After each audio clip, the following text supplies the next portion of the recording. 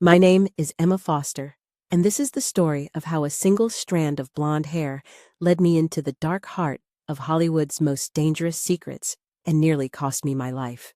It was a rain-soaked October morning in 2023 when I found it clinging to the drain of our bathroom shower like an accusation. Portland's autumn drizzle was drumming against our third-floor apartment windows, and I was mechanically cleaning our small bathroom when the hair caught the light. Long, silky platinum blonde, and definitely not mine. My hands began trembling as I held it up to examine it more closely. At 33, I've kept my dark brown hair in the same shoulder-length style for years. My husband James has black hair that he keeps short for his work as a commercial director. We live alone in this converted warehouse apartment on Southeast Division Street, just the two of us after 12 years of marriage that began when we were both film students at Portland State. But this hair, this was something else entirely. Fine as silk thread, at least 10 inches long, with the kind of expensive platinum color that screams professional maintenance. I felt my heart rate spike as the implications crashed over me like a cold wave. Emma. James's voice drifted from the kitchen where he was making his usual morning coffee. But his tone sounded different today, strained, almost nervous. "Everything okay in there?" "Fine," I called back, but my voice came out pitched too high. I quickly wrapped the hair in tissue and buried it deep in the bathroom trash, my hands shaking like I was disposing of evidence at a crime scene. I forced myself to continue cleaning, but every movement felt mechanical now. My mind was racing through possibilities, none of them good. James had been different lately, more secretive, more anxious, staying out later for client meetings that never seemed to result in actual bookings. I had attributed it to the competitive nature of Portland's commercial industry, but now, when I emerged from the bathroom 15 minutes later, James was pacing the kitchen with his phone pressed to his ear, speaking in hushed, urgent tones. The moment he saw me, he quickly ended the call. "Work call?" I asked, settling at our small breakfast table with trembling hands. "Yeah, just producer stuff." But James wouldn't meet my eyes, and I noticed his coffee cup was shaking slightly in his grip. "Emma, I need to ask you something, and I need you to stay calm." My blood turned to ice. "What? Have you noticed anyone watching the building lately? Any strange cars parked outside, people who don't belong in the neighborhood?" The question was so unexpected, so unsettling, that I could only stare at him. "James, what are you talking about? Why would someone be watching us?" "Probably nothing." But his face was pale, and he kept glancing toward our living room windows as if expecting to see someone peering in. "Just some weird stuff at work. Industry politics, you know how it gets." I didn't know how it got, actually. James had always been vague about the business side of his career, claiming I wouldn't find the details interesting. But the fear in his eyes now suggested there was much more to his industry politics than he'd ever let on. "James, you're scaring me. What kind of weird stuff?" "Nothing you need to worry about." He set down his coffee and headed toward our bedroom. "I just need to get ready for this morning meeting." As he walked away, I noticed something that made my stomach clench. James was moving like a man who expected to be followed.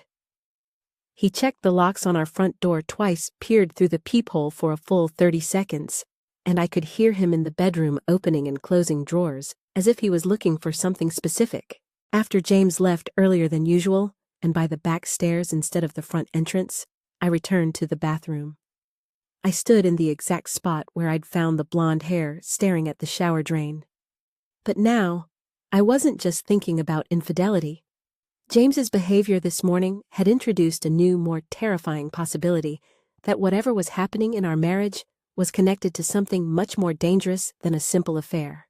I decided to call my best friend, Rachel Martinez, a criminal defense attorney who had known James and me since college. If anyone could help me navigate whatever this was turning into, it would be Rachel. "Rach, it's Emma," I said when she picked up. "I need to see you today. Something's happening with James, and I think it might be serious."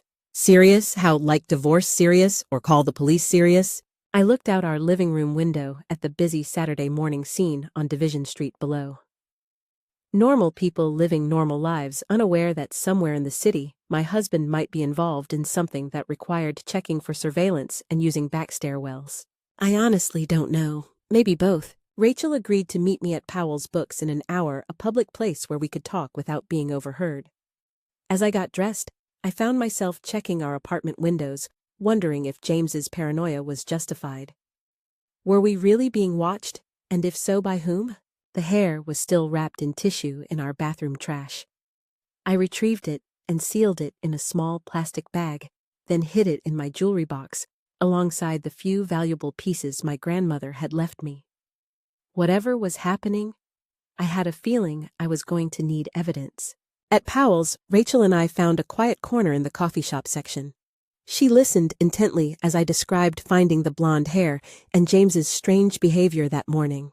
"Emma," she said carefully, "James asking about surveillance leaving by back exits, that doesn't sound like a man who's just having an affair. That sounds like someone who's afraid." "Afraid of what?" "That's what we need to find out." Rachel leaned forward, her attorney instincts fully engaged. "But I need you to understand something. If James is involved in something illegal or dangerous, you could be at risk too. Wives often become targets when their husbands cross the wrong people." The word targets sent a chill down my spine. "Rachel, what are you talking about? James directs commercials. The most dangerous thing he deals with is temperamental actors and tight budgets." "That's what you think he deals with." "But Emma, I've been practicing criminal law for 8 years. I've seen plenty of cases where family members had no idea what their spouse was really involved in." She studied my face carefully. "Are you prepared to find out the truth, even if it's worse than you're imagining?" I thought about the blonde hair hidden in my jewelry box, about James's terrified expression when he asked about surveillance, about the 12 years of marriage that might have been built on lies I never suspected. "Yes," I said firmly. "I need to know." Rachel pulled out her phone and scrolled through her contacts. "I'm going to give you the number for a private investigator I've worked with. His name is Tony Russo, and he specializes in cases involving organized crime and entertainment industry corruption." Organized crime. My voice came out as a squeak. "Emma, legitimate commercial directors don't worry about being followed. They don't use back exits or ask their wives about surveillance. James is afraid of something specific, and you need to know what that is before you confront him about the blonde hair." I took Tony Russo's number, my hands shaking as I programmed it into my phone. What had started as suspicions about a possible affair was transforming into something far more sinister. The platinum blonde hair wasn't just evidence of infidelity. It might be a thread that, when pulled, would unravel secrets that could destroy much more than my marriage. That evening, James came home 3 hours late, his clothes wrinkled and his face drawn with exhaustion. He barely spoke during dinner, checking his phone obsessively and jumping every time a car door slammed on the street below. "Eee!" "James," I said as gently as I could, "whatever's going on, you can tell me. We're a team, remember?" He looked up at me with haunted eyes, and for a moment, I thought he was going to confess everything. Instead, he reached across the table and gripped my hand so tightly it hurt. "Emma, I need you to promise me something. If anything happens to me, if I don't come home one night, or if strangers show up asking questions, you call the police immediately. Don't try to handle it yourself. Don't wait to see what they want. Just call 911. James, you're terrifying me. What could happen to you? Who would show up asking questions? Probably no one. It's just insurance. Promise me." I promised, but as I watched my husband of 12 years stare out our windows into the Portland night, I realized that the woman who had found a blonde hair that morning was gone forever. In her place was someone who understood that some secrets are dangerous enough to kill for. The next morning I called Tony Russo. Tony Russo looked nothing like the private investigators you see in movies.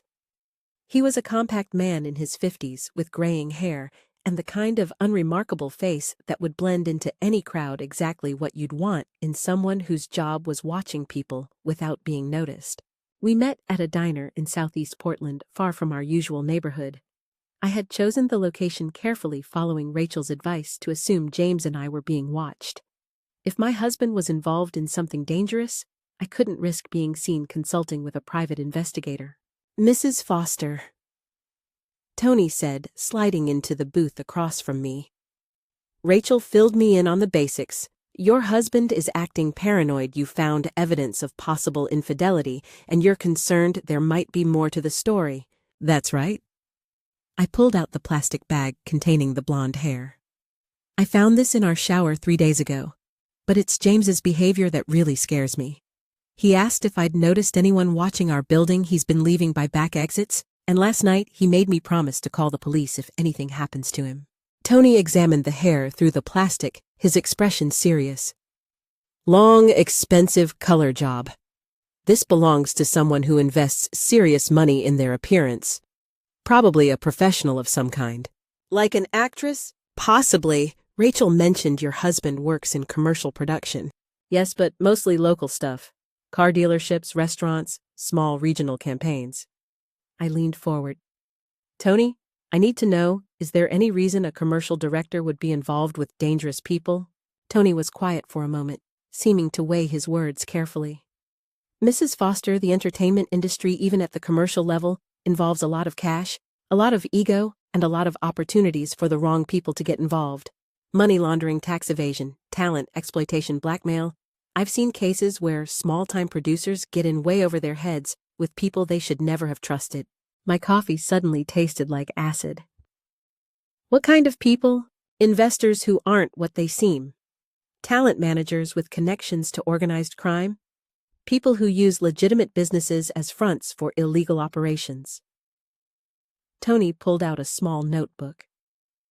"I'm going to need some information about your husband's recent projects, his contacts, anyone new who's entered his professional circle in the last 6 months." Over the next hour, I walked Tony through everything I could remember about James's work. The late-night phone calls that had become more frequent. The mysterious investor meetings that never seemed to result in actual funding. The name Marcus Thorne, which I'd heard James mention several times in hushed, worried conversations. Tony's face darkened when I mentioned Marcus Thorne. "Mrs. Foster, do you know who Marcus Thorne is? Some kind of producer or manager, I think. James said he was helping with financing for a bigger commercial campaign." "Marcus Thorne is a lot more than that." Tony closed his notebook, his expression grim. "He's one of the most powerful and most dangerous talent managers in Los Angeles. He represents actors, models, influencers, but his real business is control. He finds vulnerable people in the entertainment industry and turns them into assets. Assets for what? Whatever he needs. Money laundering through fake production companies, blackmail using compromising photos or videos, intimidation and violence when his other methods don't work." Tony met my eyes directly. "Mrs. Foster, if your husband is involved with Marcus Thorne, you're both in serious danger." The diner suddenly felt too warm, too crowded. I could hear the sounds of normal life around us, conversations about weekend plans, the clatter of dishes, someone laughing at a joke, but it all seemed to be happening in another world, a world where commercial directors didn't get involved with criminals who used people as assets. "What should I do?" "First, we need to find out exactly what your husband's relationship with Thorne involves. I'm going to start surveillance on James discreetly so he won't know he's being watched. I'll also run background checks on anyone he's been meeting with regularly." Tony handed me a small device that looked like a flash drive. "This is a voice recorder. It's activated by sound and can record for up to 8 hours. If James makes or receives any calls at home, we need to know what he's saying." The idea of secretly recording my own husband made me feel sick, but I took the device. "Tony, what if James finds out what I'm doing? Then you call me immediately, pack a bag, and go stay with a friend until we figure out how dangerous this situation really is." Tony's voice was deadly serious. "Mrs. Foster, I've seen what happens to people who cross Marcus Thorne. If James is trying to get out of whatever arrangement they have, Or if Thorne thinks James has betrayed him in some way, neither of you will be safe. I left the diner with Tony's recorder hidden in my purse, and a list of precautions that read like something from a spy novel. Vary my routes to and from work. Be aware of anyone following me. Don't discuss our conversations on the phone or via email. Trust no one James has introduced me to in the last year. That evening, James came home earlier than usual, but he looked terrible. His face was pale, and his hands were shaking as he poured himself a large glass of wine. Rough day, I asked, setting the voice recorder to activate mode and placing it near our kitchen table. You could say that. James took a long drink of wine, then looked at me with an expression I'd never seen before, desperate, almost pleading. Emma, I need to ask you something, and I need you to answer honestly. Have you told anyone about my behavior lately? About me seeming worried or asking about surveillance? My heart began racing, but I kept my voice steady. Just Rachel when I mentioned you seemed stressed. Why, what exactly did you tell her? James, you're scaring me. What's going on? Instead of answering, James walked to our living room windows and peered through the curtains at the street below. There's a gray sedan that's been parked across the street for the last 3 days. Different people sitting in it at different times, but always someone there. I joined him at the window. Sure enough, there was a gray Toyota Camry parked under a streetlight, and I could make out the silhouette of someone in the driver's seat. Maybe it's just someone visiting the neighbors. For 3 days straight, Emma, these people are professionals. They're watching us, and they're not trying very hard to hide it. James turned away from the window, running his hands through his hair. I think I may have made a terrible mistake. What kind of mistake? James was quiet for a long moment, clearly wrestling with how much to tell me. Finally, he said, There's a project I've been working on, a big commercial campaign with serious money behind it. But the investor? He's not what he seemed to be at first. The investor being Marcus Thorne. James went very still. How do you know that name? I realized my mistake immediately. I wasn't supposed to know about Marcus Thorne beyond what James had mentioned in passing. But it was too late now. You've mentioned him before. You said he was helping with financing. Emma? James's voice was deadly quiet. I've never mentioned Marcus Thorne to you. Not once. How do you really know that name? My mind raced. I could lie, try to convince James he was misremembering. Or I could tell him the truth that I'd been investigating his strange behavior and had learned that Marcus Thorne was a dangerous criminal. Before I could decide, James's phone rang. The caller ID showed only a number, but James went white when he saw it. I have to take this, he said, walking toward our bedroom. Don't listen in. But I didn't need to listen in. The voice recorder I'd placed in the kitchen would capture everything if James stayed anywhere in our small apartment. As his voice drifted from the bedroom, urgent, frightened, pleading, I realized that whatever James had gotten himself into with Marcus Thorne, it was far worse than a simple business arrangement gone wrong. When James emerged from the bedroom 20 minutes later, his face was ashen. Emma, he said quietly, I need you to pack a bag. Tonight. You're going to stay with your sister in Seattle for a while. What, James? I'm not going anywhere until you tell me what's happening. Marcus Thorne knows you've been asking questions about him. He knows you hired a private investigator. James's voice was hollow, defeated. He wants to meet with both of us tomorrow night. My blood turned to ice. How could he possibly know about Tony? Because Marcus Thorne knows everything that happens in his territory. And apparently Portland is his territory now. James sat heavily on our couch, looking older than his 35 years. Emma, I've been trying to protect you from this, but I can't anymore. Marcus owns me. He has for the last 6 months. And now, because of what you've been doing, he's decided you're a liability too. The room seemed to spin around me. James, what do you mean he owns you? I mean, I owe him money I can't pay back, so now I do what he tells me to do. Which includes letting his people use our apartment when they need a safe house and helping his talent with their careers. The blonde hair. Suddenly, everything clicked into place. The hair I found, I whispered. It belongs to one of his people. James nodded miserably. Her name is Victoria Sterling. She's an actress Marcus represents. He's been using our place for meetings, and sometimes she stays overnight when she's in Portland for shoots. She stays overnight in our bed. Emma, please try to understand. I didn't have a choice. When you owe Marcus Thorne money, you don't get to say no to anything he asks. I felt rage building in my chest, not just at James's betrayal, but at my own stupidity. I had been so focused on the possibility of a simple affair that I'd walked both of us into something infinitely more dangerous. How much do you owe him? $200,000. The number hit me like a physical blow. 200,000, James? How is that even possible? Bad investments in production companies that turned out to be fronts. Marcus was fronting the money, but when the projects failed, the debt became mine. James looked at me with desperate eyes. Emma, I've been trying to work it off by helping him with his legitimate business, but now that you've involved a private investigator, now he sees me as a threat. Now he sees you as someone who needs to be controlled. Just like me. As if summoned by our conversation, James's phone buzzed with a text message. He read it and went even paler. What does it say? Marcus wants to meet tomorrow at 8 p.m. at a warehouse in Southeast. Both of us. I thought about Tony Russo's warnings about what happened to people who crossed Marcus Thorne.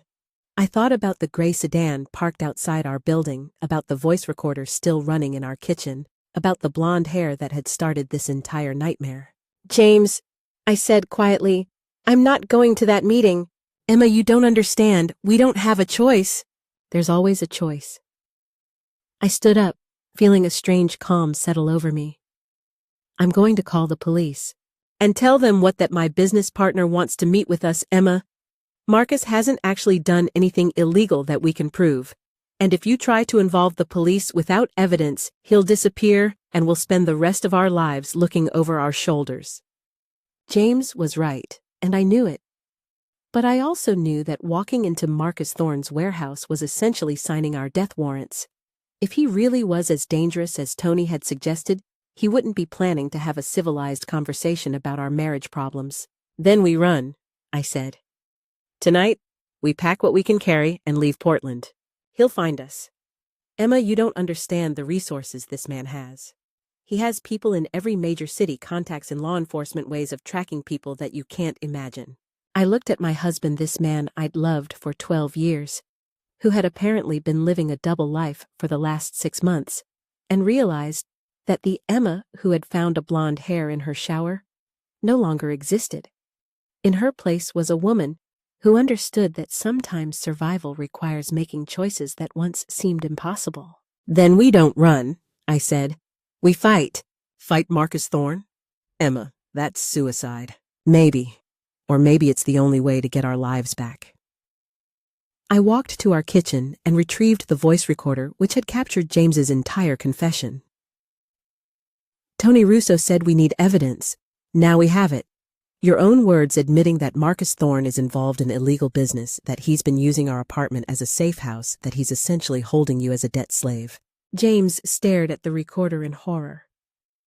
Emma, if Marcus finds out you recorded that conversation, then we'd better make sure the recording gets to the right people before he has a chance to stop us. I called Tony Russo, ignoring James's pleas to hang up. When Tony answered, I could hear traffic in the background. He was probably still conducting surveillance somewhere in the city. Tony, it's Emma Foster. We need to meet tonight and bring whatever contacts you have in federal law enforcement because this is bigger than we thought. As I gave Tony the basic details of James's confession, I watched my husband pace our living room like a caged animal.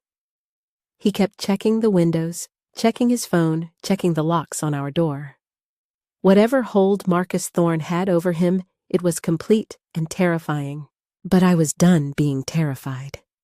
The blonde hair had led me into this nightmare, but it was also going to lead me out of it, because buried somewhere in the tangle of debt extortion and criminal enterprise that had consumed my marriage was the evidence that could bring down Marcus Thorne and everyone who worked for him, including, if necessary, the ambitious young actress who had been sleeping in my bed and using my shampoo while I paid the bills and lived in ignorance of the danger surrounding me. Victoria Sterling had no idea what she had walked into when she agreed to work for Marcus Thorne. But she was about to find out exactly how dangerous it could be to get between a woman and the truth about her own life. The plan came to me at 3 a.m. as I lay awake listening to James toss restlessly beside me, muttering in his sleep about debt and deadlines and people named Marcus. While my husband wrestled with nightmares, I was calculating chemical concentrations and timing windows with the cold precision of someone who had finally stopped being afraid. Tony Russo had confirmed what I already suspected: we didn't have enough evidence to bring down Marcus Thorne through conventional legal channels. The recording of James's confession was valuable, but it was still just one man's word against a criminal who had spent decades perfecting the art of plausible deniability. We needed something bigger, something that would force Marcus into the open, where law enforcement could get a clear shot at him. We needed to make him angry enough to make mistakes. The blonde hair was the key. Not just what it represented, James's betrayal and Victoria Sterling's presence in my home, but what it could become. A strand of evidence that could be transformed into a weapon that would expose everything. The next morning, after James left for what he claimed was a final production meeting with Marcus, though I suspected it was actually preparation for whatever was planned at tonight's warehouse meeting, I drove to 3 different drugstores to buy hair removal cream. Not because I needed 3 tubes, but because I didn't want anyone to remember a woman purchasing an unusual quantity of depilatory chemicals. At each store, I also bought other items: shampoo, conditioner, toothpaste, mundane products that would make the hair removal cream seem like just another routine purchase. I paid cash and wore a baseball cap and sunglasses, though I suspected Marcus Thorne's people were sophisticated enough to track me regardless of my amateur attempts at disguise. Back home, I laid out my materials on the kitchen table like a mad scientist preparing for a crucial experiment. 3 tubes of industrial-strength hair removal cream, my expensive organic shampoo, the lavender rosemary blend that cost $40 a bottle, and a notebook where I calculated the precise mixture that would cause maximum hair loss without causing permanent chemical burns. I wasn't trying to disfigure Victoria Sterling. I was trying to destroy her career in the most public, undeniable way possible. An actress whose appearance was her livelihood, whose blonde hair was probably insured by whatever production companies employed her, would be devastated by sudden complete hair loss. More importantly, Marcus Thorne would be furious that his asset had been damaged. Furious enough, I hoped to do something stupid and traceable. The chemical mixture required careful calibration. Too little hair removal cream, and Victoria might only experience mild hair thinning that could be hidden or explained away. Too much, and I could cause serious chemical burns that would make me guilty of assault and potentially land me in prison before I could use the evidence against Marcus. I settled on a ratio of roughly 1 part depilatory cream to 3 parts shampoo. This would be strong enough to cause dramatic hair loss within 24 to 48 hours of use, but diluted enough to minimize the risk of severe skin damage. The lavender rosemary scent of my original shampoo would help mask the harsh chemical smell of the hair removal cream, at least until it was too late. As I mixed the chemicals, I thought about the woman who would use this modified shampoo. Victoria Sterling, the ambitious actress who had agreed to participate in Marcus Thorne's criminal enterprise, who had slept in my bed, used my shower, lived temporarily in my space, while I remained ignorant of the danger she represented. I felt no guilt about what I was planning. Victoria Sterling had made her choices. She had chosen to work for a known criminal. She had chosen to participate in the intimidation and control of my husband. She had chosen to invade my home and use my personal items as part of whatever psychological manipulation Marcus had orchestrated. Now she would face the consequences of those choices. The modified shampoo looked almost identical to the original. The consistency was slightly thicker, and there was a faint chemical undertone to the scent, but nothing that would be immediately obvious to someone using it quickly in a steamy shower. I placed the bottle back in its usual spot on our shower shelf and stepped back to admire my work. To anyone else, it looked like an ordinary bottle of expensive organic shampoo. But I knew better. I had just armed a trap that would spring the moment Victoria Sterling returned to my apartment and decided to wash her beautiful, professionally maintained blonde hair. The waiting was torture. Every hour that passed without James receiving instructions for Victoria's next visit made me more anxious. What if Marcus had decided to use a different safe house? What if Victoria had become suspicious about James's behavior and refused to return? What if my chemical calculations were wrong and nothing would happen at all? But that evening, as James prepared for the warehouse meeting, he was dreading. His phone buzzed with a text message that made him go pale. "What is it?" I asked. "Victoria's flying up from LA tomorrow. Marcus wants her to stay here tomorrow night." James looked at me with haunted eyes. "Emma, you can't be here when she arrives. Promise me you'll go to your sister's or to a hotel anywhere but here." "Why, what happens when she's here?" "I don't know exactly. Marcus never tells me everything. But Emma Victoria isn't just an actress. She does other things for Marcus. Things that keep his business partners in line." The implication hit me like a slap. "You mean she seduces people for blackmail?" "I mean, she does whatever Marcus tells her to do. And if he's bringing her here now after everything that's happened, it's not for a social visit." I looked at my husband and realized he still didn't understand the full scope of what we were dealing with. James thought Victoria Sterling was just another victim of Marcus Thorne's manipulation, a vulnerable actress being exploited by a criminal. He had no idea that Victoria was a willing participant, someone who used her beauty and sexuality as weapons in Marcus's arsenal. "James, I'm not going anywhere. This is my home and I'm tired of running from people who think they can intimidate me." "Emma, please, you don't understand what these people are capable of." "Then help me understand. Tell me everything about your relationship with Marcus Thorne. Everything about Victoria Sterling. Everything about what's supposed to happen at that warehouse meeting tonight." James was quiet for a long moment, clearly wrestling with how much truth he could handle sharing. Finally, he began talking, and the story that emerged was worse than anything I had imagined. Marcus Thorne wasn't just a criminal who used entertainment industry connections to launder money. He was a predator who specialized in finding vulnerable people, struggling actors, desperate producers, debt-ridden directors like James, and turning them into assets in a network of blackmail, extortion, and control that stretched from Portland to Los Angeles to Las Vegas. Victoria Sterling wasn't his victim. She was his protégée, a beautiful young woman who had started as a struggling actress and evolved into one of Marcus's most effective weapons.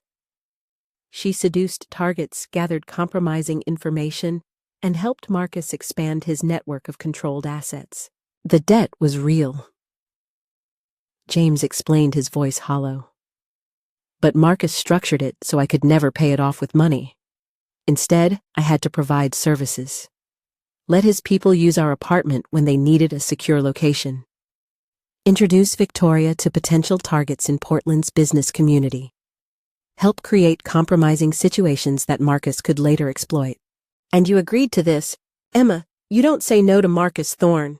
The people who say no to Marcus end up dead, or they disappear, or they have accidents that destroy their lives and the lives of everyone they care about.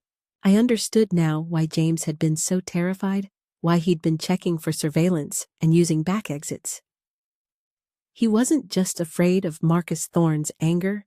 He was afraid of what Marcus would do to me if he decided I was a liability. What's supposed to happen at the warehouse meeting? James was quiet for a long moment. Marcus wants to evaluate whether you can be controlled or whether you need to be eliminated. The word eliminated hung in the air between us like a death sentence. I realized that everything I had done, hiring Tony Russo, recording James's confession setting, my shampoo trap, had been leading to this moment. Marcus Thorne had decided that I was a threat to his operation, and tonight he would determine whether that threat could be neutralized or needed to be removed permanently. James, we're not going to that meeting. We have to. If we don't show up, Marcus will assume we've run to the police. He'll send people after us tonight. Good. Let him send people. Tony Russo has been coordinating with federal agents all day. If Marcus's people come after us here, they'll be walking into a trap. James stared at me in horror. Emma, what have you done? I've decided to stop being a victim. I pulled out my phone and showed him my recent calls, multiple conversations with Tony Russo, 3 calls to FBI agent Sarah Chen, Tony's contact, who specialized in organized crime cases, and 2 calls to Portland Police Detective Mike Rodriguez, who had been coordinating with federal authorities to prepare for tonight's operation. The warehouse meeting isn't going to go the way Marcus planned, I continued. Because while he's been preparing to intimidate or eliminate us, law enforcement has been preparing to take down his entire Portland operation. James looked at me as if I had just announced I was planning to assassinate the president. Emma, you've just signed our death warrants. Marcus has people everywhere, police departments, federal agencies, court systems. If you think a few honest cops can protect us from him, you're catastrophically wrong. Maybe, but I'm done living in fear. And tomorrow, when Victoria Sterling uses my modified shampoo and her hair starts falling out in clumps, Marcus is going to be angry enough to make the kind of mistakes that will give law enforcement everything they need to destroy him. That night, as we waited for either federal agents or Marcus Thorne's assassins to show up at our door, I realized that the woman who had found a blonde hair in her shower drain 3 weeks ago was gone forever. In her place was someone who understood that sometimes survival requires declaring war on people who seem untouchable, and that sometimes the most ordinary objects like a bottle of shampoo can become weapons capable of bringing down criminal empires. Victoria Sterling had no idea that her next shower would change everything. But by tomorrow morning, her beautiful blonde hair would be gone, Marcus Thorne would be exposed, and the war for my life and freedom would finally begin. The federal agents arrived at our apartment at 6 p.m., 2 hours before the warehouse meeting that would never happen. Agent Sarah Chen was a compact woman in her 40s, with the kind of quiet intensity that suggested she had spent years hunting people like Marcus Thorne.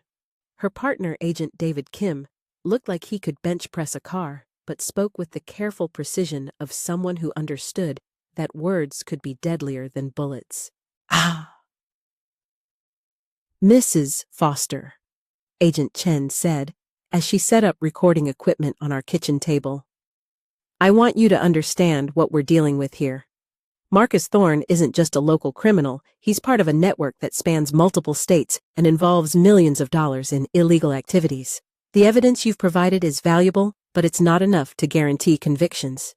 What more do you need? I asked. We need Marcus to make a mistake. We need him to do something in the open that we can trace directly back to him. Agent Chen looked at James, who was sitting on our couch, looking like a man attending his own execution. Your husband's testimony about the debt and extortion is important, but it's still just one person's word. We need Marcus to reveal himself publicly. James finally spoke up. Agent Chen, you don't understand what you're asking. Marcus doesn't make mistakes. He's been running criminal operations for 20 years without being caught because he never exposes himself directly. Everyone makes mistakes when they're angry enough, I said. And tomorrow morning, Marcus Thorne is going to be angrier than he's ever been in his life. I explained my shampoo trap to the agents, watching their expressions shift from skepticism to grudging admiration. Agent Kim actually smiled when I described the chemical mixture I'd calculated. Hair removal cream, he said, shaking his head. That's actually brilliant. Assuming it works, this Victoria Sterling will be a national news story within 48 hours. An actress losing her hair mysteriously right before a big television appearance or film shoot. And Marcus will know it wasn't an accident, Agent Chen added. He'll know someone deliberately sabotaged his asset, and he'll want revenge. People like Marcus Don Thorne don't think strategically when they're furious, they act impulsively. The plan that emerged over the next 2 hours was more elaborate than anything I had imagined. The agents would use Victoria Sterling's hair loss as bait to draw Marcus into the open. When he inevitably retaliated, either by threatening me directly or by trying to damage my reputation publicly, federal agents would be ready to document everything. We'll have surveillance on you 24/7, Agent Chen explained. Any contact Marcus or his people make will be recorded and traced. Any threats, any intimidation, any attempts to silence you will become evidence of criminal conspiracy. James looked increasingly uncomfortable as the plan developed. What if Marcus just decides to cut his losses? What if he disappears when he realizes Victoria's been sabotaged? He won't, Agent Kim said confidently. We've been tracking Marcus Thorne for 3 years. He's pathologically unable to let challenges to his authority go unanswered. If someone humiliates one of his people, he takes it as a personal attack that requires retaliation. At 8 p.m., as we were supposed to be arriving at Marcus's warehouse for our evaluation, James received a series of increasingly angry text messages asking where we were. The agents recorded each message documenting Marcus's growing frustration and barely concealed threats. Where are you? You're 20 minutes late. James, answer your phone. This is not optional. If you think you can hide from me, you're making a fatal mistake. I know where Emma works. I know where her sister lives in Seattle. I know everything about both of you. The final message was the most chilling. Victoria arrives tomorrow at 2 p.m. Emma will be there to welcome her personally, or there will be consequences. There's our smoking gun, Agent Chen said, photographing the text message. Direct threats against both of you, documented communication about bringing Victoria Sterling to your apartment. This is conspiracy and intimidation. But James was looking at his phone with pure terror. He knows Emma's sister lives in Seattle. How could he possibly know that we've never mentioned Sarah to anyone connected with Marcus? Agent Kim's expression darkened. Marcus Thorne has been investigating your wife since she hired the private investigator. He probably knows her daily routine, her credit card purchases, her employment history, and everyone in her family. That's how he operates, complete information dominance over his targets. The reality hit me like a physical blow. While I had been congratulating myself on my clever detective work, Marcus Thorne had been conducting his own investigation into every aspect of my life. He knew about Tony Russo, about my consultation with Rachel, probably even about my purchases of hair removal cream from 3 different drugstores. If he knows about the shampoo trap, I began. He doesn't, Agent Chen said firmly.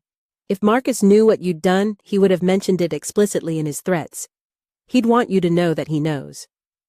The fact that he's still planning to bring Victoria to your apartment suggests he's unaware of the modification you've made. That night, James and I barely slept.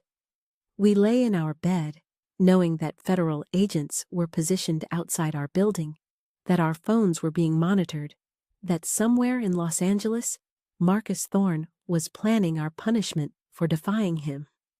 The ordinary sounds of our neighborhood cars, passing neighbors returning from evening activities, the distant hum of traffic, all seemed ominous now. Potential signals that Marcus's people were moving into position. At dawn, James's phone rang. The caller ID showed Victoria Sterling's number.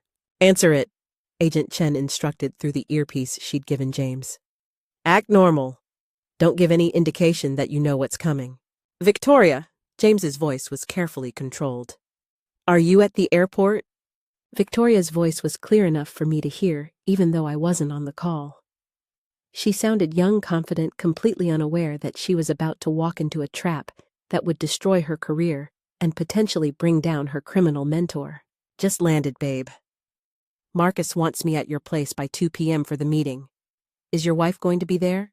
Emma will be here, James said, looking at me with haunted eyes. She's looking forward to meeting you. Victoria laughed, a sound like silver bells that made my skin crawl. I'm sure she is.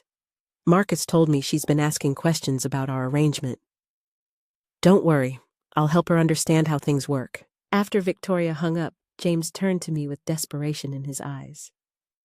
Emma, it's not too late to run. We could disappear, change our names, start over somewhere else. And spend the rest of our lives looking over our shoulders? I shook my head. James Marcus Thorne has been controlling your life for 6 months. He's been using our home as a base of operations for his criminal enterprise. He's threatened to kill us if we don't comply with his demands. Running away just gives him more time to find new ways to hurt us. Agent Chen's voice came through our earpieces. Mrs. Foster is right. Marcus Thorne's network is too extensive for you to simply disappear. The only way to be safe is to put him in prison. At 1:30 p.m., I positioned the voice recorder in our bedroom where I assumed most of Victoria and Marcus's meeting would take place. Agent Chen had provided additional recording devices that looked like ordinary household objects, a pen, a small clock, even a fake phone charger that was actually a camera. At 1:45 p.m., a black town car pulled up outside our building. Through our window, I watched Victoria Sterling emerge from the back seat, and I got my first clear look at the woman whose hair I was about to destroy. She was stunning in the way that only professional actresses can be: tall, slender, with platinum blonde hair that fell in perfect waves past her shoulders. She moved with the confidence of someone who was accustomed to every room she entered, stopping to look at her. She was wearing designer clothes that probably cost more than James earned in a month, and she carried herself like someone who had never faced a consequence she couldn't charm or manipulate her way out of. She had no idea that in approximately 6 hours, all of that hair would begin falling out in clumps. Victoria's knock on our door was light, almost playful.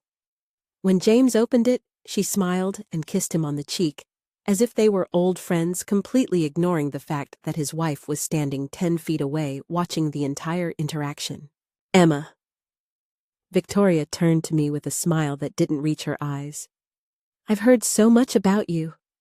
Marcus is very interested in meeting you properly. Is he here?" I asked, looking toward the town car, which had remained parked outside with its engine running. "He'll be along later. First, I wanted to have a little girl talk with you." Victoria walked into our apartment as if she owned it, examining our furniture and decorations with the casual curiosity of someone evaluating a potential purchase. "James, be a sweetheart and give us some privacy." James looked at me desperately, clearly wanting to refuse. But Victoria's tone, despite its sweetness, carried an unmistakable note of command. After 12 years of marriage, I could see that James was terrified of this woman, not just of what she represented, but of what she was capable of doing. "It's okay," I told him. "Victoria and I have a lot to discuss."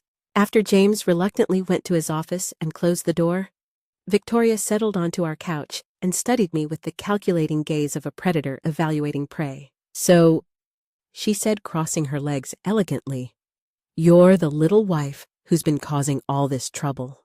"I'm the wife who wants to know why strangers have been using my home without my permission."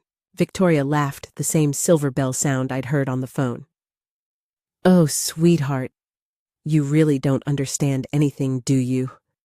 This stopped being your home the moment James borrowed money from Marcus. Everything your husband owns, everything he has access to, including you, belongs to Marcus now." The casual way she said, "including you," made my blood turn to ice. "What does that mean?" "It means Marcus decides what happens to you, where you live, where you work, who you associate with, what you're allowed to know about your husband's business."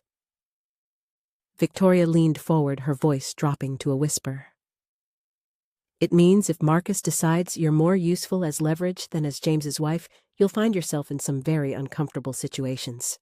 I thought about the recording devices positioned throughout our apartment, capturing every word of Victoria's casual confession of conspiracy and extortion. "And what role do you play in Marcus's organization?" Victoria's smile became sharper, more predatory. "I solve problems. When Marcus needs someone to be more cooperative, I help them understand their options. When someone thinks they can betray Marcus or cheat him, I help them realize their mistake by seducing them, by whatever means are necessary." Victoria stood up and walked toward our bathroom. "Now I need to freshen up before Marcus arrives. We want to make sure you're properly prepared for your conversation with him." As Victoria disappeared into our bathroom, I felt a surge of satisfaction so intense it was almost dizzying. In less than 20 minutes, she would be washing her hair with my modified shampoo, beginning the process that would destroy her career and expose Marcus Thorne's entire operation. Through the thin walls of our apartment, I could hear the water starting to run in our shower.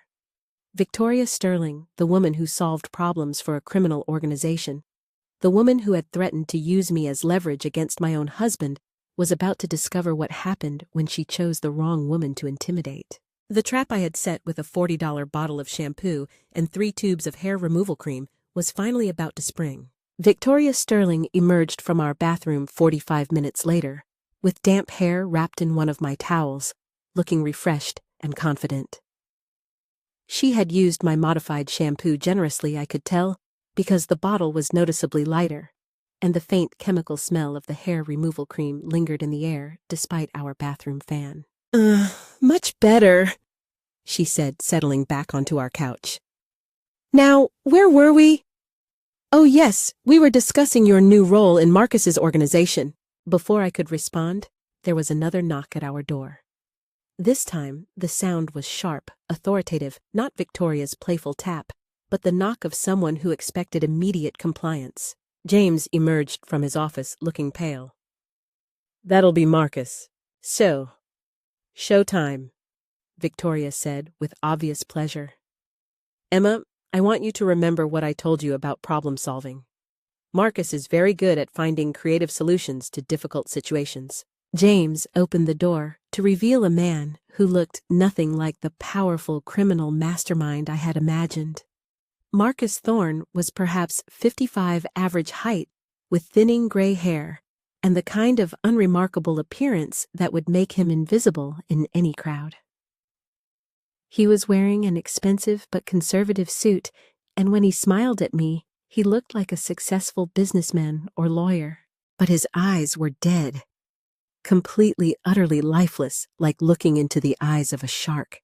"Emma Foster," he said, walking into our apartment without invitation. "I've been looking forward to meeting you." "Mr. Thorne," I replied, trying to keep my voice steady.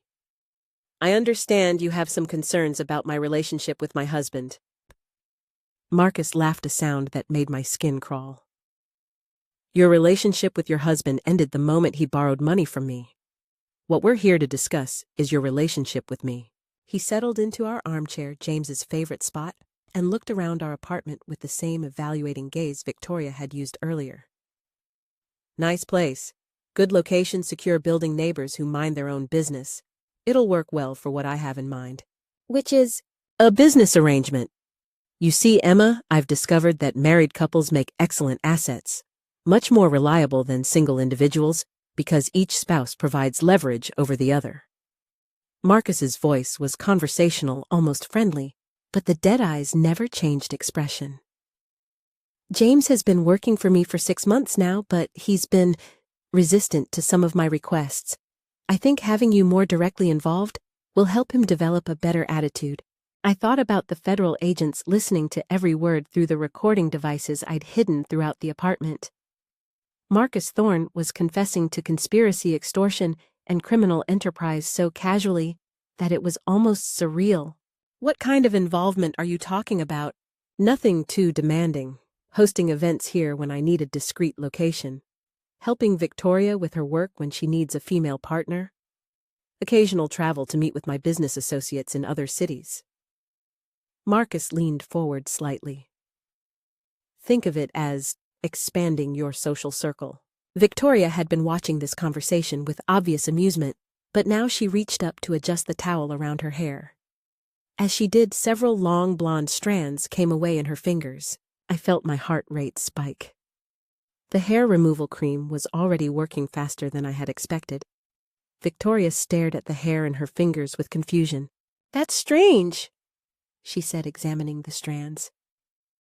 "I've never had a shedding problem before. Hair loss can be caused by stress," I said carefully, "or using unfamiliar products." Victoria looked at me sharply. "What do you mean, unfamiliar products?" Before I could answer more, hair came away from the towel, then more. Victoria unwrapped the towel completely, and we all watched in horror as clumps of her beautiful platinum blonde hair fell to our hardwood floor. "What the fuck?" Victoria started, but her voice trailed off as she stared at her reflection in our living room mirror. Patches of her scalp were already visible where the hair had fallen out in chunks. Marcus Thorne stood up slowly, his dead eyes fixed on me with an expression of pure malice. "What did you do?" "I don't know what you mean," I said, but my voice was shaking. Victoria was running her hands through what remained of her hair, watching in devastation as more strands came away with each touch. My hair. My beautiful hair. This can't be happening. Emma, Marcus said quietly. I'm going to ask you one more time. What did you do to Victoria's hair? The smart thing would have been to continue denying involvement, to claim ignorance to suggest that Victoria's hair loss was a coincidence or a medical problem. But looking at Marcus Thorne's dead eyes, at Victoria's devastated expression, at my husband cowering in the corner of our own living room, I felt something snap inside me. I modified my shampoo, I said clearly. I mixed hair removal cream into it because I knew someone had been using it without permission. Someone who had been coming into my home, sleeping in my bed, using my things while I remained ignorant of the criminal enterprise you've been running out of my apartment. The silence that followed was deafening. Victoria stared at me in horror, still pulling clumps of hair from her scalp. James looked like he was about to vomit. Marcus Thorne's expression didn't change at all, but something shifted in the air around him, a sense of imminent violence that made every survival instinct I possessed scream warnings. You have just made, Marcus said in the same conversational tone, the biggest mistake of your life. Have I? Because from where I'm sitting, I've just solved a major problem. Victoria Sterling won't be using my apartment as a base of operations anymore, will she? It's hard to seduce targets when you're bald. Victoria let out a sound that was part sob, part scream. You bitch? Do you have any idea what you've done? I have a television appearance tomorrow. I have photo shoots scheduled. My career is ruined. Good, I said, feeling a surge of satisfaction that surprised me with its intensity.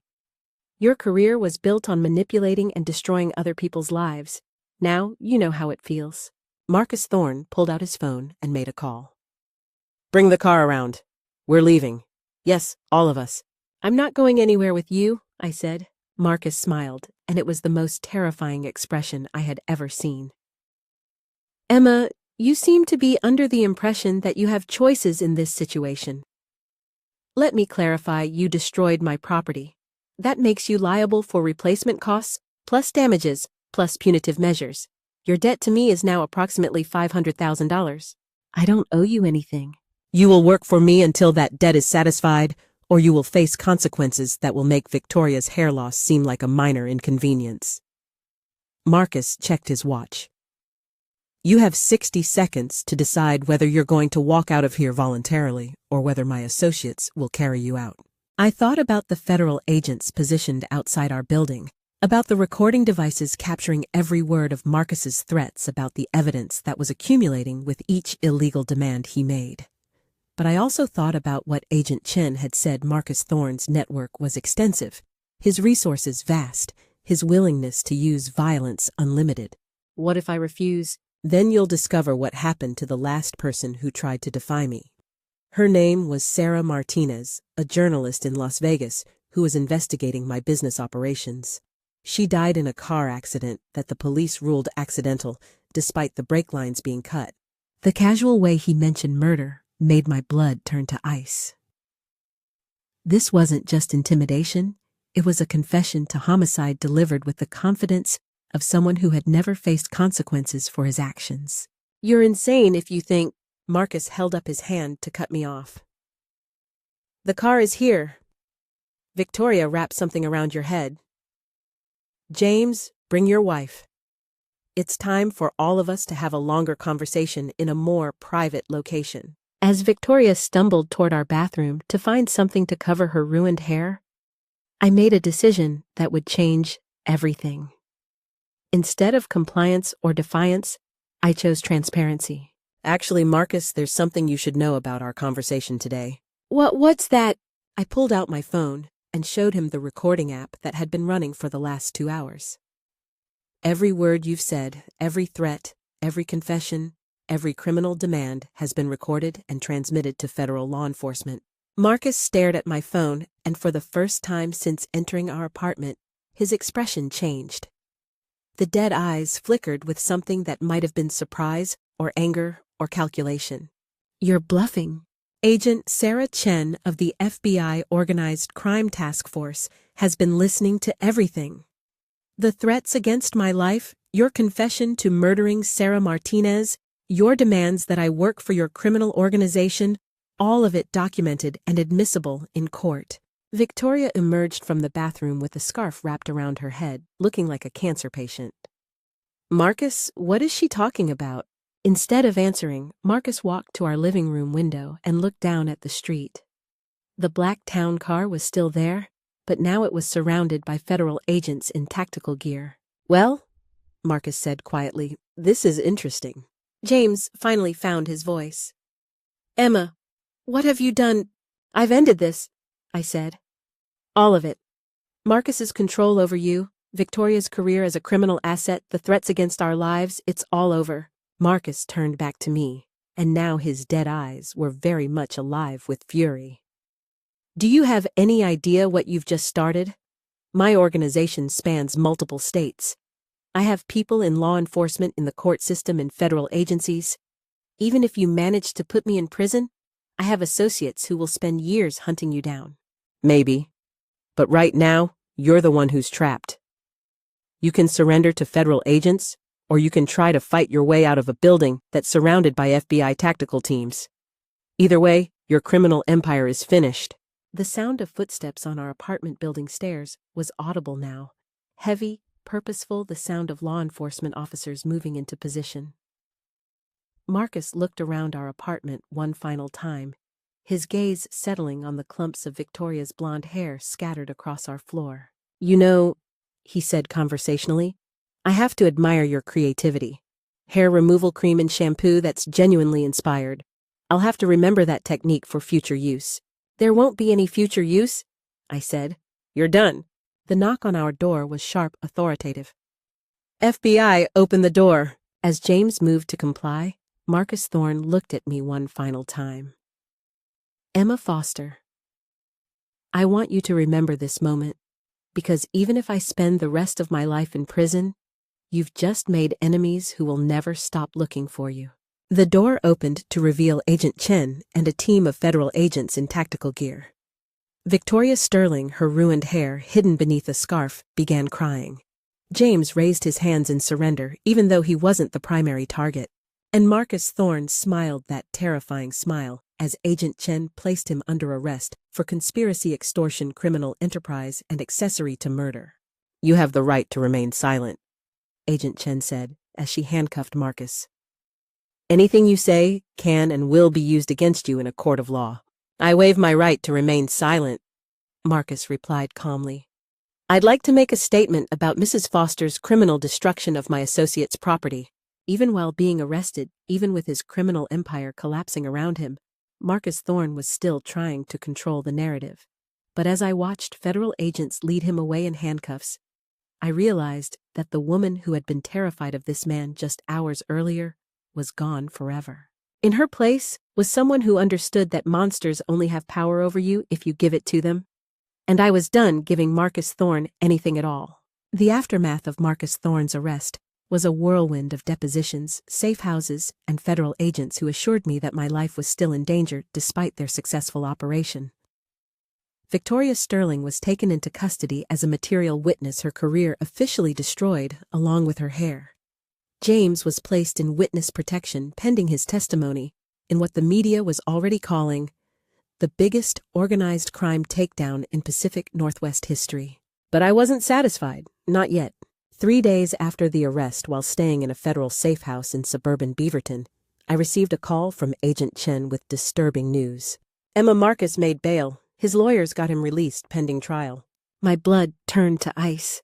"How is that possible? You have recordings of him confessing to murder." "His legal team is arguing that the recordings were obtained illegally, that you entrapped him, that his statements were made under duress." Agent Chen's voice was grim. "They're also claiming that Marcus never actually threatened you, that he was discussing a legitimate business arrangement that you sabotaged through criminal destruction of property." "What about Victoria's testimony?" "Victoria Sterling has recanted her previous statements. She now claims she was never involved in any criminal activity, that she was just an actress who occasionally used your apartment for legitimate meetings with James about commercial work." The betrayal hit me like a physical blow. Victoria Sterling, the woman whose career I had destroyed to expose Marcus Thorne's criminal network, was now protecting the man who had exploited her. Oh, Stockholm Syndrome, Agent Chen explained. It's common in cases like this.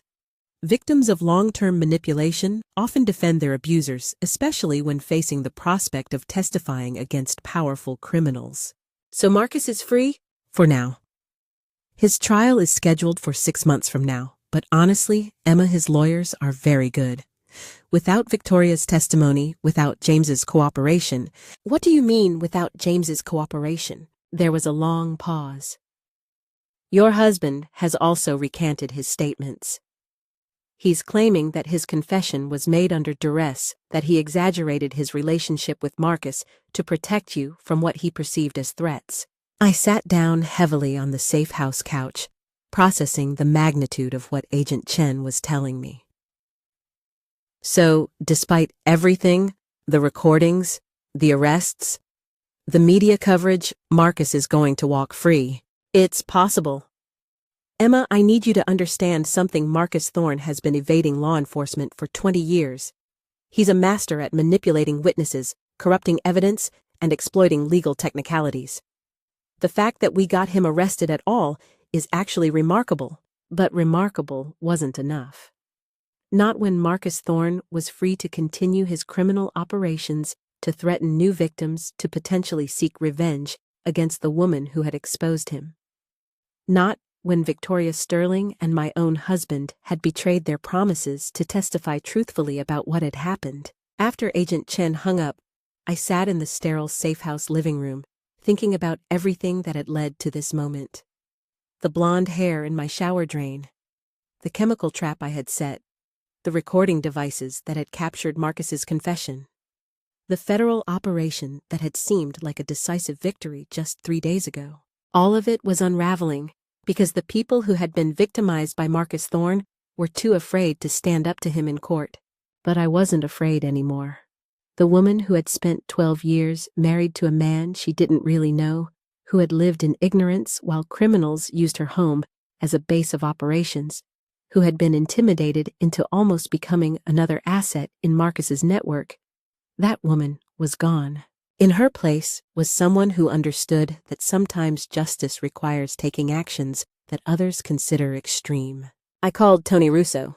Emma, he said when he answered, I heard about the arrests. Are you safe? For now. Tony, I need your help with something that might be ethically complicated. I'm listening. Marcus Thorne is going to beat these charges. His lawyers are destroying the evidence his victims are too scared to testify, and in 6 months, he's going to be free to resume his criminal operations. I took a deep breath. I want to make sure that doesn't happen. What do you have in mind? A public relations campaign that will destroy Marcus's reputation so completely that even if he avoids prison, he'll never be able to operate in the entertainment industry again. Tony was quiet for a long moment. Emma, what you're talking about sounds like a vigilante operation. If Marcus's case falls apart in court, going after him publicly could expose you to criminal liability for harassment or defamation, only if what I publish isn't true. But everything I plan to reveal will be completely accurate, documented through recordings, financial records, testimony from victims who might not be willing to speak in court, but are willing to speak to journalists. Over the next hour, I outlined my plan to Tony. It was audacious, potentially dangerous, and definitely not something the old Emma would have considered. But the old Emma had been naive about how the world really worked, about how criminals like Marcus Thorne evaded consequences through legal technicalities and witness intimidation. The new Emma understood that sometimes the justice system isn't enough. Sometimes you have to create your own consequences. The plan required 3 phases. Phase 1, documentation. I would work with Tony to compile a comprehensive dossier on Marcus Thorne's criminal activities. Not just the Portland operation, but his entire network spanning multiple states. We would interview victims who had been too afraid to speak to federal agents, gather financial records that showed the scope of his money laundering operations, and document patterns of intimidation and violence that stretched back decades. Phase 2, media campaign. I would partner with investigative journalists to publish a series of articles exposing Marcus's entire criminal empire. The stories would be too detailed, too well documented, and too widely published for his lawyers to suppress through legal challenges. Phase 3: Industry Exile. I would ensure that every entertainment industry professional from Los Angeles to New York to Atlanta knew exactly who Marcus Thorne was and what he had done. His network depended on legitimate industry contacts who were unaware of his criminal activities. Once those contacts understood what they were really dealing with, Marcus's business model would collapse. "This is going to take months," Tony warned. "And it's going to be expensive. Emma, are you prepared for what this might cost you financially and emotionally?" I thought about Victoria Sterling, whose beautiful blonde hair was slowly growing back in patchy, uneven clumps, while she defended the man who had exploited her. I thought about James, who was so terrified of Marcus Thorne that he was willing to perjure himself rather than testify truthfully. I thought about Sarah Martinez, the journalist in Las Vegas, who had died in a suspicious car accident while investigating Marcus's operations. "Tony, I'm not just prepared, I'm committed. Marcus Thorne has been destroying lives for 20 years because his victims were too scared or too isolated to fight back effectively. But he made a mistake when he targeted me." "What mistake was that?" "He assumed I would be like his other victims, that I would be intimidated into silence or manipulated into compliance, or too afraid to take action that might have serious consequences." I looked around the safe house that had become my temporary prison, decorated with generic furniture and monitored by federal agents who couldn't guarantee my long-term safety. But I'm not afraid of consequences anymore. I'm afraid of letting him continue to hurt people. The next morning, I met with Michael Chen, the journalist who had covered my original story about the shampoo trap. His article had been picked up nationally, making me briefly famous as the woman who had exposed her husband's affair through chemical warfare. Now I was hoping he would be interested in a much bigger story.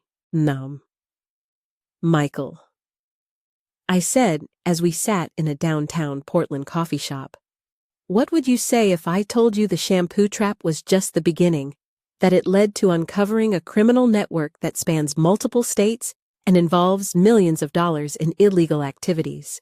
Michael leaned forward, his journalist instincts fully engaged. "I'd say I'm very interested in hearing more." Over the next 2 hours, I told him everything. The hair in my shower drain that had started my investigation. James's involvement with Marcus Thorne's debt slavery operation. Victoria Sterling's role as a criminal asset who used her beauty to manipulate and control targets. The federal operation that had resulted in arrests, but was now falling apart due to witness intimidation and legal technicalities.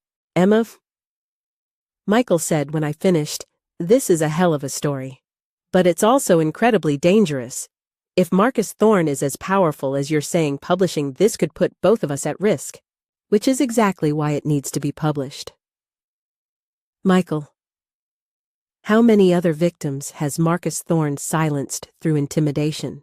How many other criminal operations has he escaped from because his victims were too afraid to speak publicly?" Michael was taking notes rapidly, his excitement about the story clearly overcoming his concerns about the risks. "What kind of documentation do you have?" I pulled out a folder containing copies of all the evidence Tony Russo and I had compiled over the past week. Financial records showing Marcus's money laundering operations, testimonies from victims in Portland, Los Angeles, Las Vegas, and Seattle. Photos and documents that demonstrated the scope of his criminal network. This is just the beginning," I said. "Tony Russo is still investigating, and we're finding new victims every day. People who have been afraid to come forward because they thought they were alone." What about the legal implications? Marcus's lawyers will definitely try to suppress this story. Let them try. Everything we're planning to publish is true and documented. Marcus Thorne's power comes from operating in shadows, from keeping his victims isolated and afraid. But if we shine enough light on his operations, if we make his criminal activities so public that they can't be hidden or denied, then his entire business model collapses. Michael agreed to begin working on the article immediately. But as we prepared to leave the coffee shop, He asked one final question that made me pause. "Emma, what's your endgame here? What do you ultimately want to accomplish?" I thought about the woman I had been 6 months ago, trusting, naive, willing to accept explanations that didn't quite make sense because confronting the truth seemed too difficult. I thought about all the other women who were probably living similar lives, married to men they didn't really know, unaware of the criminal enterprises operating out of their own homes. I want Marcus Thorne's victims to know they're not alone. I want his criminal network to be exposed so completely that he can never rebuild it. And I want other women to understand that sometimes the most dangerous thing you can do is nothing. Even if it costs you everything. I looked around the coffee shop at people living their normal lives, unaware that just a few blocks away, federal agents were trying to build a case against a criminal who might never face justice through conventional legal channels. Michael. I already lost everything when I found that blonde hair in my shower drain. My marriage, my sense of safety, my ability to trust my own judgment about the people closest to me. I stood up, feeling the weight of the evidence folder in my hands. But in losing everything, I discovered something valuable. I'm stronger than I ever imagined, and I'm not willing to let fear dictate my choices anymore. 2 weeks later, Michael Chen's article was published simultaneously in Portland Monthly, Los Angeles Magazine, and the Seattle Times, with excerpts picked up by national news outlets. The headline read, "The Criminal Network Hidden in Plain Sight. How a Portland wife's shampoo trap exposed a multi-state extortion ring." The response was immediate and overwhelming. Within 48 hours, federal agents were contacted by dozens of new victims across multiple states. Marcus Thorne's bail was revoked based on new evidence of witness intimidation. Victoria Sterling was rearrested on charges of conspiracy and criminal enterprise. And for the first time since finding that single strand of blonde hair in my shower drain, I felt like justice might actually be possible. But the story wasn't over yet, because buried in the flood of responses to Michael's article was an email that would change everything I thought I understood about Marcus Thorne James and the criminal network that had consumed my life. An email from a woman named Sarah Martinez, who was supposed to be dead. 6 months after Marcus Thorne's final arrest, this time without bail, facing federal charges in 4 states, I was sitting in a coffee shop in Northwest Portland when Sarah Martinez walked in. She was alive, obviously, despite Marcus's claims about her death in a Las Vegas car accident. But she was also scarred both physically and emotionally from 2 years spent in witness protection after faking her own death to escape Marcus's retaliation. "Emma Foster," she said, settling into the chair across from me. "I wanted to thank you in person for what you did." Sarah Martinez was in her 40s, with prematurely gray hair and the careful movements of someone who had spent years looking over her shoulder. She had been the journalist investigating Marcus Thorne's operations in Las Vegas when he decided she had become too dangerous to ignore. "The car accident was real," she explained over coffee. "But Marcus didn't arrange it. He just took credit for it when he thought it would intimidate other potential witnesses. I was in the hospital for 3 months with traumatic brain injury and multiple fractures. When I recovered enough to understand what had happened, federal agents offered me a choice: continue the investigation and probably end up actually dead or disappear into witness protection. So you chose to disappear." "I chose to survive. But Emma, I never stopped working the case. For 2 years, I've been gathering evidence, interviewing victims, documenting Marcus's criminal network from a safe distance. Your shampoo trap and the media attention it generated gave me the opportunity to finally come forward with everything I'd collected." The evidence Sarah had compiled was staggering. Financial records showing Marcus had laundered over $50 million through fake entertainment companies. Testimony from dozens of victims across 6 states. Documentation of bribes paid to law enforcement officials and court personnel. Medical records from people who had been hospitalized after refusing Marcus's demands. "Why didn't you come forward sooner?" I asked. "Because I needed someone else to break the story first. I needed Marcus to be exposed publicly in a way that would make it impossible for him to claim the charges against him were based on the word of a single disgruntled journalist. Sarah smiled grimly. Your story gave me that cover. When you went public with your investigation, it opened the door for all of Marcus's other victims to come forward. The final trial was a media sensation that lasted 3 months. Marcus Thorne was convicted on 47 federal charges, including conspiracy extortion, money laundering, witness intimidation, and accessory to murder. He was sentenced to life in prison without the possibility of parole. Victoria Sterling testified for the prosecution after finally accepting that Marcus had never cared about her as anything more than a disposable asset. Her hair had grown back, but her acting career never recovered from the scandal. She moved back to Ohio and now works as a victim advocate for a nonprofit organization that helps women escape exploitative relationships. James also testified, providing details about Marcus's Portland operations that helped convict several other members of the criminal network. Our divorce was finalized 2 months after the trial ended. He moved to Seattle and is slowly rebuilding his career as a commercial director, though he'll probably never work on high-profile campaigns again. The house of cards that was Marcus Thorne's criminal empire collapsed completely. Federal investigations opened in 8 states. Over 100 victims came forward to provide testimony. Millions of dollars in laundered money was recovered and returned to legitimate businesses that had been defrauded. But perhaps the most satisfying outcome was the response from other women who had read my story and decided to investigate their own suspicions about unfaithful partners or criminal activity in their lives.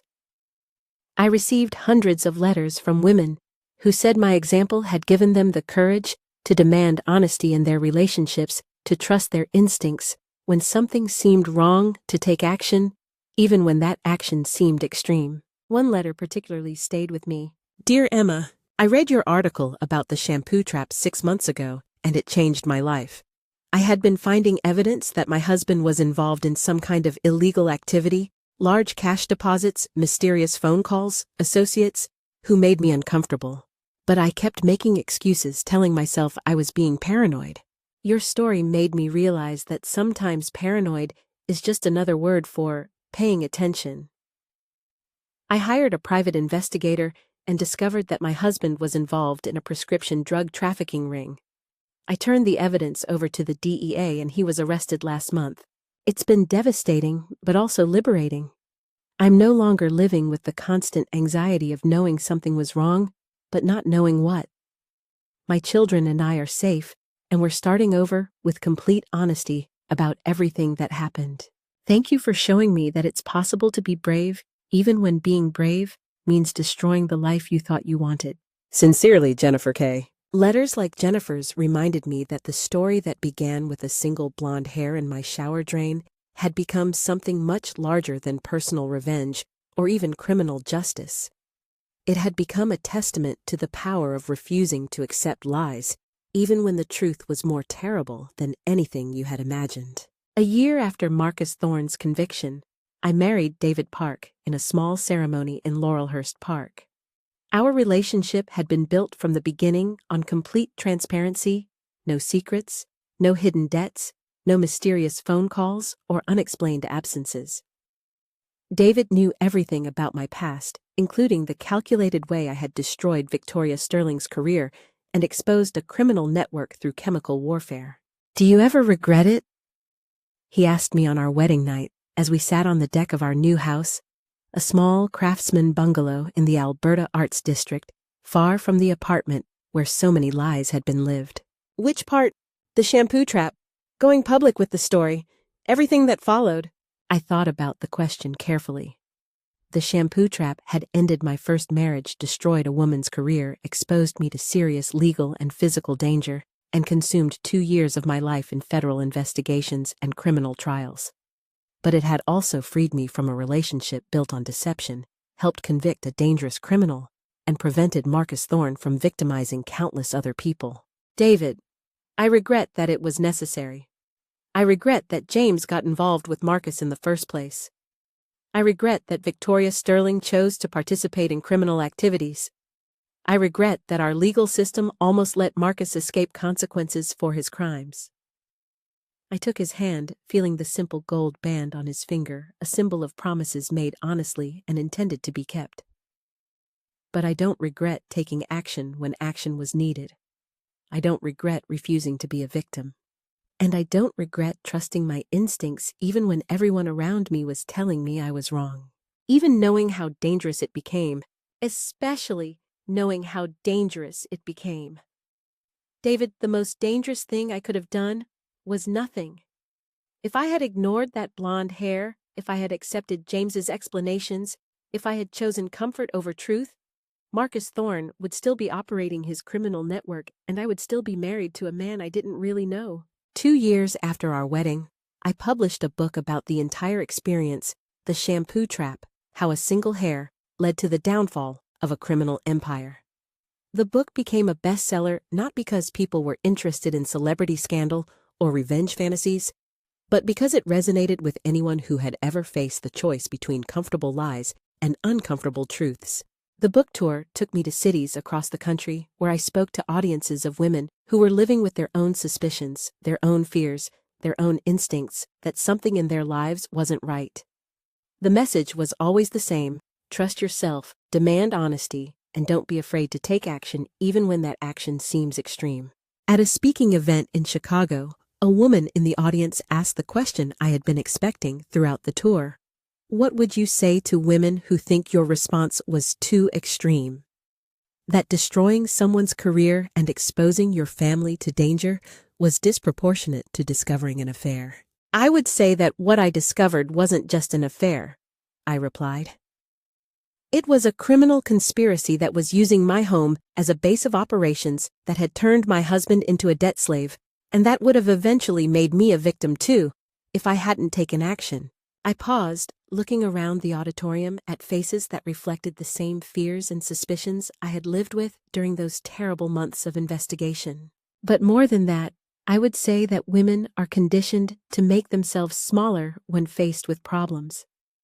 To be understanding, to be patient, to hope that problems will resolve themselves if we just wait long enough or try hard enough to be perfect wives. The Shampoo Trap wasn't about revenge. It was about refusing to make myself smaller. It was about demanding truth, even when that truth was more terrible than anything I had imagined. And yes, the consequences were extreme. But the alternative, living with lies, being manipulated by criminals, allowing my home to be used as a base for illegal activities, that would have been even more extreme. After the speaking event, a young woman approached me in the bookstore lobby.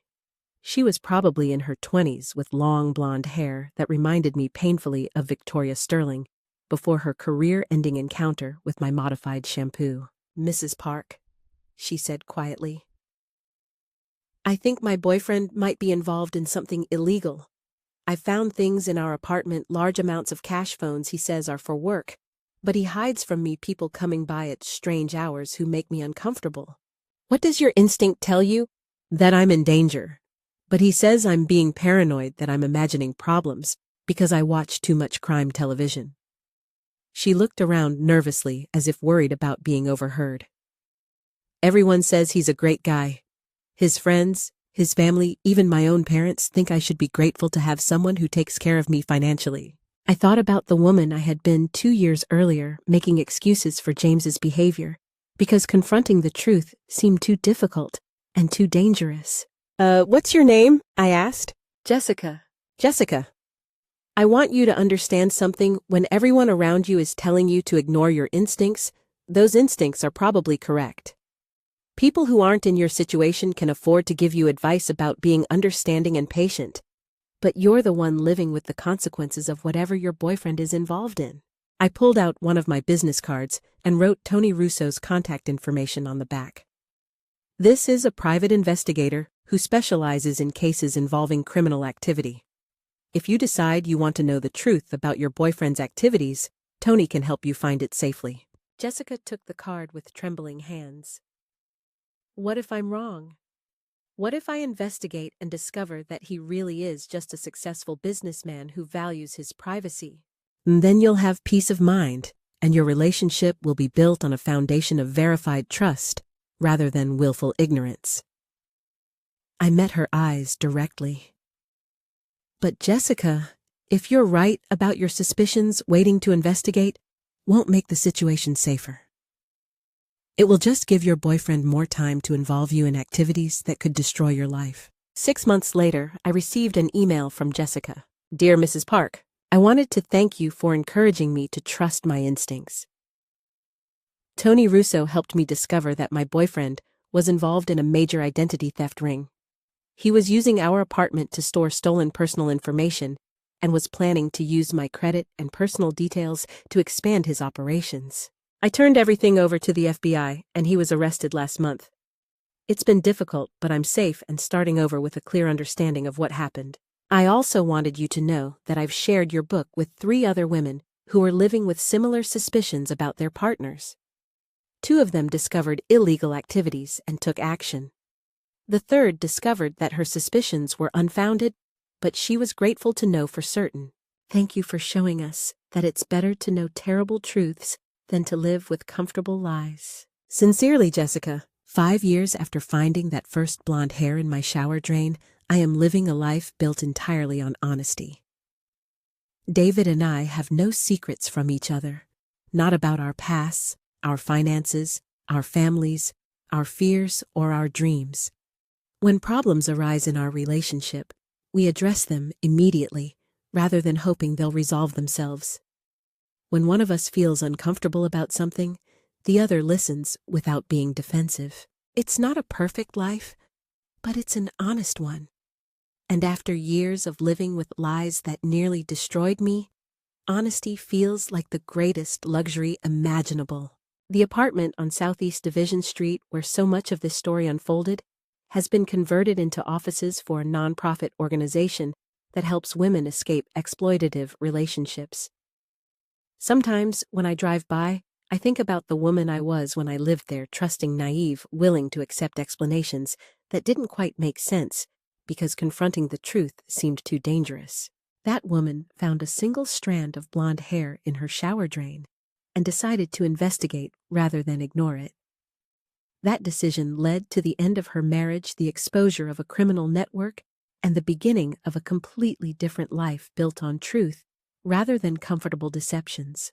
The hair was just a thread, but when I pulled on it, it unraveled everything.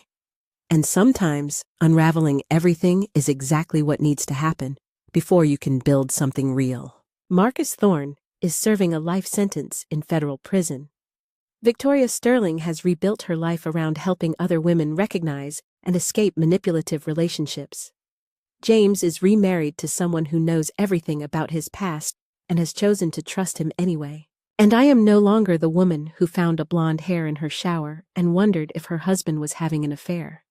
I am someone who understands that sometimes the most loving thing you can do for yourself and for others is to refuse to accept anything less than complete honesty. Even if that honesty comes at a price that once seemed unthinkable. The truth will set you free. But first, it might destroy everything you thought you wanted. And sometimes that destruction is the beginning of everything you actually need.